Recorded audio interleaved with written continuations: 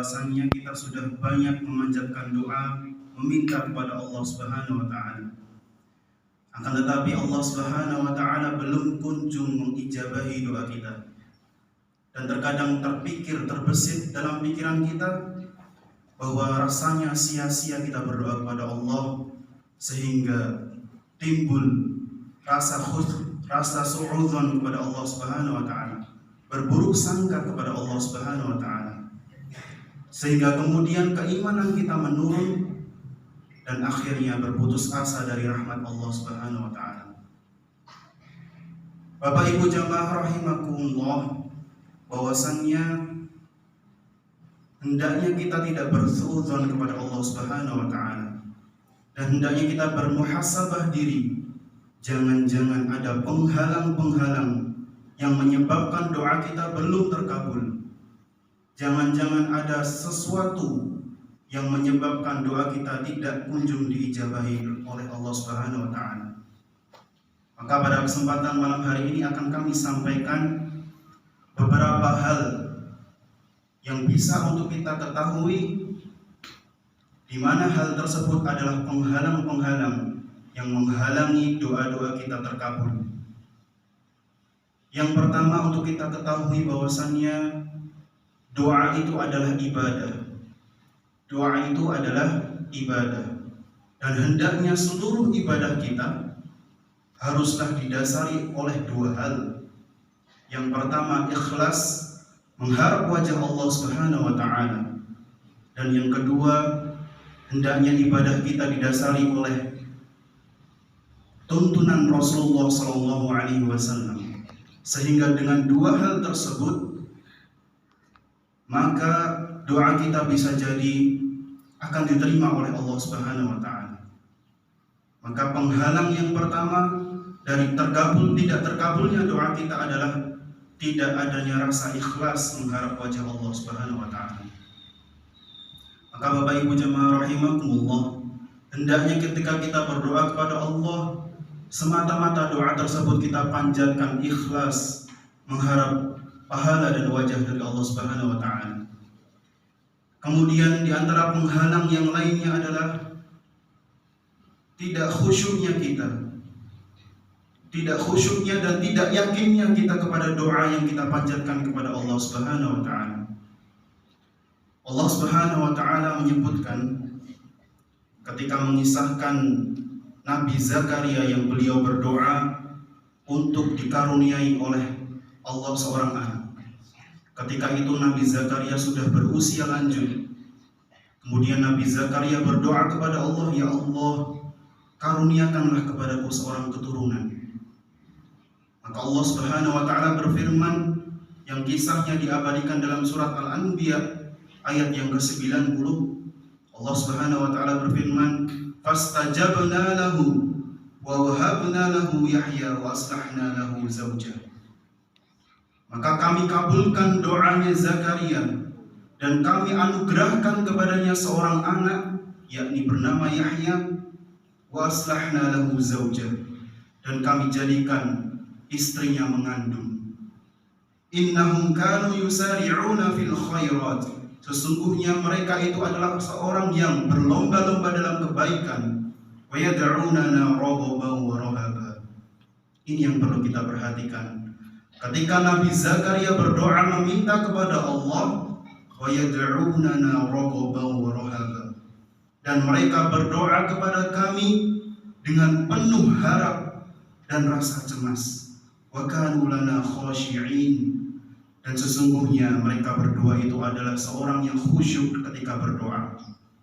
Maka ini adalah dalil yang menunjukkan hendaknya ketika kita berdoa, kita khusyuk. Kita tahu apa yang kita minta kepada Allah, sehingga kita tidak lalai dari permintaan kita.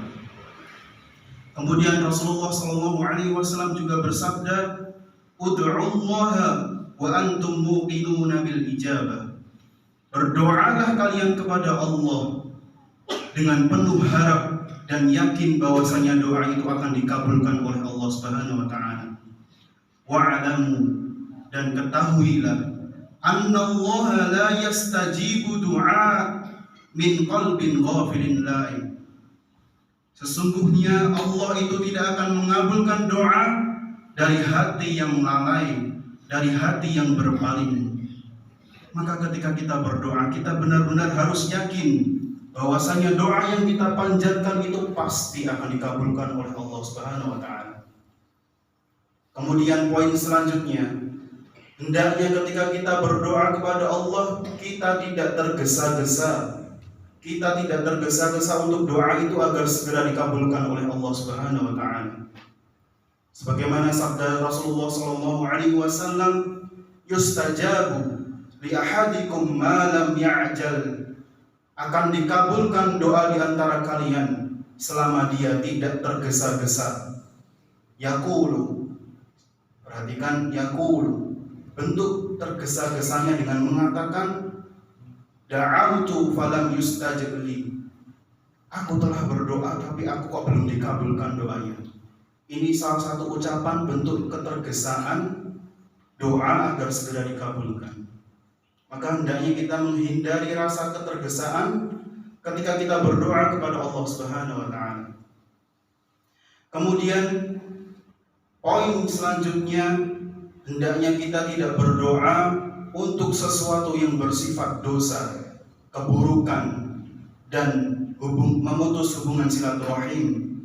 Karena hal ini dilarang oleh Rasulullah SAW dalam sabdanya, "Ma min muslimin yad'u bi da'watin laisa fiha ithmun wala qati'atun rahimin illa a'tahu Allahu biha." Apabila seorang muslim itu berdoa dan dia tidak memohon dalam doanya itu sesuatu yang mengandung dosa, dan tidak memohon dari doanya itu sesuatu yang memutus silaturahim, maka Allah pasti akan kabulkan doanya. Tidak meminta sesuatu yang mengandung dosa dan tidak meminta sesuatu yang bisa memutus silaturahim. Kemudian poin selanjutnya yang hendaknya menjadi muhasabah kita adalah kita cek kembali sumber-sumber pendapatan dan harta kita. Karena harta yang haram, makanan yang haram, pakaian yang haram itu merupakan bentuk penghalang dari terkabulnya doa. Suatu ketika Rasulullah SAW menceritakan ada seorang laki-laki yang dia safar perjalanan jauh, pakaiannya kusut, rambutnya kusut. Kemudian dia meminta kepada Allah Subhanahu wa taala, "Ya Rabbi, ya Rabbi." Dalam keadaan safar, pakaian kusut. Dua hal yang bisa menjadikan seseorang itu doanya diijabahi. Akan tetapi apa kata Rasulullah? Wa mat'amuhu haram, makanannya itu dari sesuatu yang haram. Wa mashrabuhu haram, dan apa yang dia minum itu dari sesuatu yang haram. Wa malbasuhu haram, dan apa yang dia pakai dari pakaiannya adalah dari sesuatu yang haram. Wa ghudhiya bil haram, dan dagingnya tumbuh dari sesuatu yang haram. Fa anna yustajabu lidzalik, maka bagaimana doanya bisa akan diijabahi oleh Allah Subhanahu wa taala. Maka Bapak Ibu jamaah rahimakumullah, hendaknya ini menjadi muhasabah kita. Tatkala kita memohon kepada Allah Subhanahu wa taala namun tak kunjung dikabulkan, maka kita cek kembali. Jangan-jangan apa yang kita makan, apa yang kita minum, dan apa yang kita pakai berasal dari sesuatu yang haram.